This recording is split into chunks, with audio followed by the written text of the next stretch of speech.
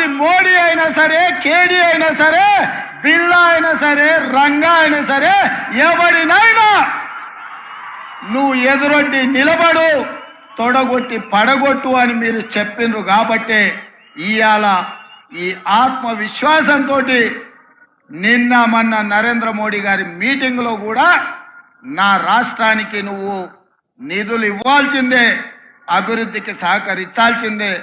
నువ్వు గుజరాత్కు bullet train వేసుకున్నా, Sabarmati river front కట్టుకున్నా, గిఫ్ట్ సిటీ కట్టుకున్నా, నా పాలమూరుకో నా తెలంగాణకు నాకు ఎందుకు ఇవ్వవు అని చెప్పి సభాముఖంగా ఆయన ఎదురుగానే తుమ్మిడేటి కట్టుకోవడానికి మాకు అనుమతులు ఇప్పించాలి, మెట్రో రైలు నిర్మించుకోవడానికి నువ్వు నిధులు విడుదల చేయాలి, మూసి రివర్ డెవలప్మెంట్కు నువ్వు సహకరించాలి, స్కైవేలు ఫ్లైఓవర్లు కట్టుకోవడానికి నిధులు ఇవ్వాలి, మెట్రో రైలుకు నిధులు ఇవ్వాలి, మా పాలమూరు రంగారెడ్డి ఎత్తిపోతల పథకానికి జాతీయ పథకం ఇవ్వాలని నరేంద్ర మోడీ గారు ఎదురుగానే చెప్పిన.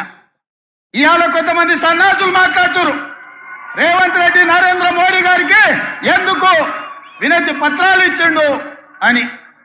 నేను అడుగుతున్న సన్నాసులారా, నేను ఎక్కడ పోయి ఇంట్లో తలుపులు మూసి కడుపులో తలకాయ పెట్టి కాళ్ళు పట్టుకోలే, చెవులో గుసగుసలు చెప్పలే.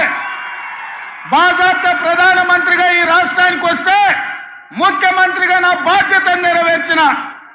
అతిథి మన ఇంటికి వచ్చినప్పుడు మర్యాద ఇవ్వడం మన సంస్కారం అని నేను విశ్వసించిన, నమ్మిన.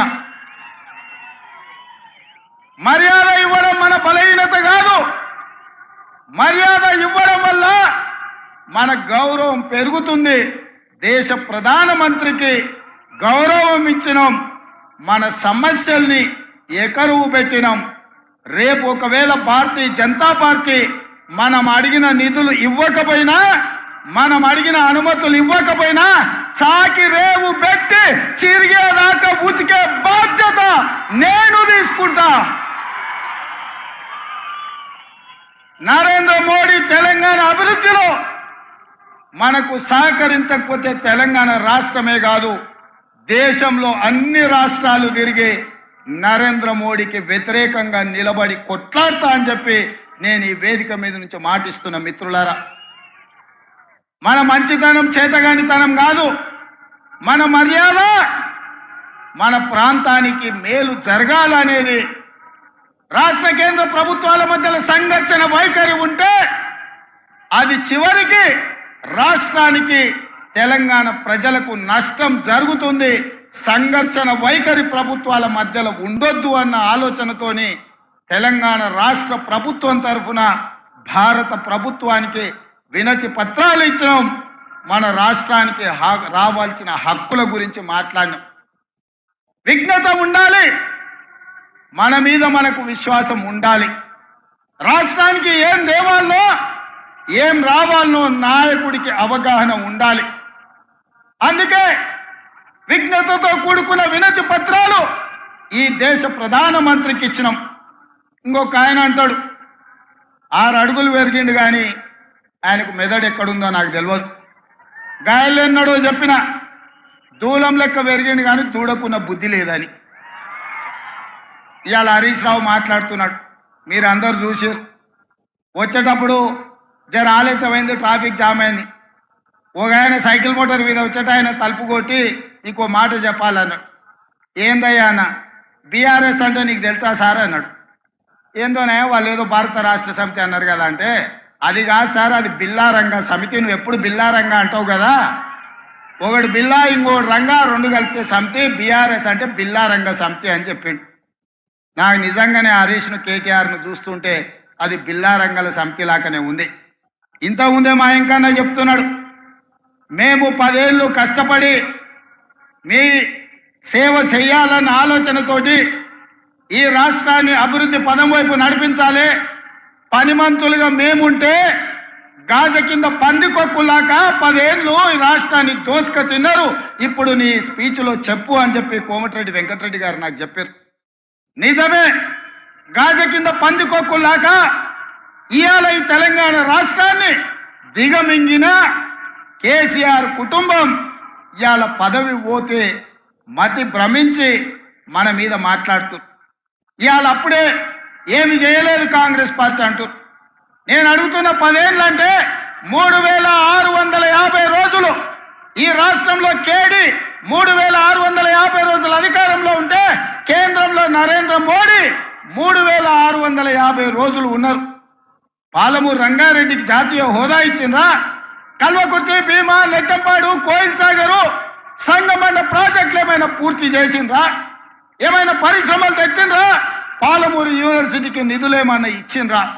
మన పిల్లలకి ఏమైనా కొలువులు ఇచ్చిండ్రా? మన పిల్లలకి ఏమైనా ఫీజు రియంబర్స్మెంట్ ఇచ్చిండ్రా? ఏం చేసిండ్రు ఈ జిల్లాకు? ఆనాడు కరీంనగర్ జిల్లా నుంచి సాగు తప్పి కన్ను లొట్టబోయి వలస వచ్చి పాలమూరు జిల్లా ప్రజల కడుపులో తలకాయ పెట్టి కాళ్లకు దండం పెడితే మనం కదా ఆదరించి పార్లమెంటుకు పంపించింది చంద్రశేఖర్ రావు. 2009లో మేము గెలిపిస్తే సోనియమ్మ తెలంగాణ రాష్ట్రం ఇస్తే మా ఎంపీ గుండి ఈ తెలంగాణ రాష్ట్రానికి ముఖ్యమంత్రి అయినాం. ఒక్క రోజైనా ఆనాడు ఆర్టీఎస్ కోసం నీళ్ల కోసం పాదయాత్ర చేసినా అని చెప్పినావు కదా. తుమ్మిళ్ళ దగ్గర కూర్చొని ప్రాజెక్టు పూర్తి చేస్తా, అలంపూర్ గద్వాలకు నీళ్ళు ఇస్తా అని చెప్పినావు కదా. 10 ఏళ్ళైనా నువ్వు ఆ పని చేయకపోతే మా మిత్రుడు సంపత్ కుమార్ గారు ఆయనలో తుమ్మిళ్ళ కోసం ఆడ కుర్చేసి రాబిడ్డ కుర్చీలో కూర్చుందిరా అని దీక్ష చేస్తే మేము వెళ్ళి మద్దతు ఇచ్చినాం. కుర్చేసుకొని కూర్చొని తుమ్మిళ్ళని పూర్తి చేయలేదు, కానీ మందేసుకొని ఫామ్ హౌస్లో బోర్ల బొక్కలో వండుకున్నాం.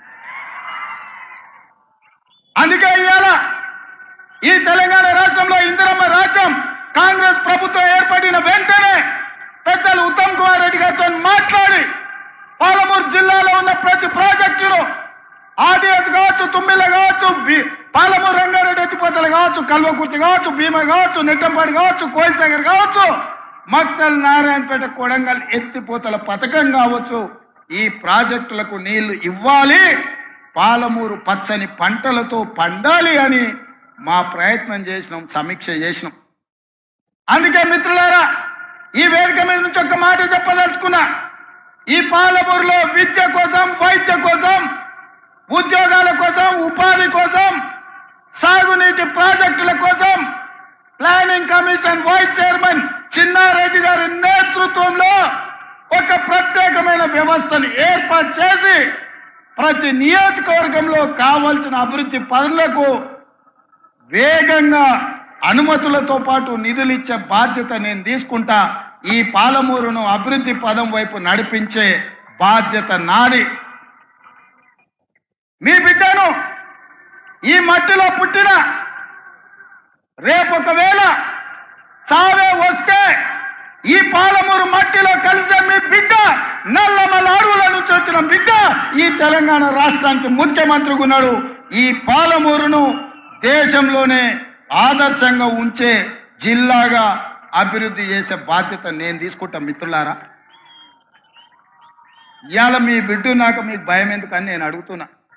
ఇవాళ మీ వాడు, మీ సోదరుడు, మీ మధ్య నుంచి వచ్చినోడు, స్థానిక సంస్థల బాధలు తెలిసినోడిని, జడ్పీటీసీగా ఉంటే బాధే ఉంటుంది, ఎంపీటీసీగా ఉంటే బాధే ఉంటుంది, వాళ్ళ గౌరవం ఎట్లుండాలి, సర్పంచుల మర్యాద ఎట్లా కాపాడాలని తెలిసినోడిని. ఇవాళ వాళ్ళందరూ పనులు చేసి బిల్లులు రాక ఆత్మహత్యలు చేసుకునే పరిస్థితి ఉన్నది. కొంతమంది ఆత్మహత్యలు చేసుకున్నారు, కొంతమంది ఆలి మీద ఉన్న తాలి పుస్తలు అమ్ముకున్నారు. మీ బాధ నాకు తెలియదా? నేను చూడ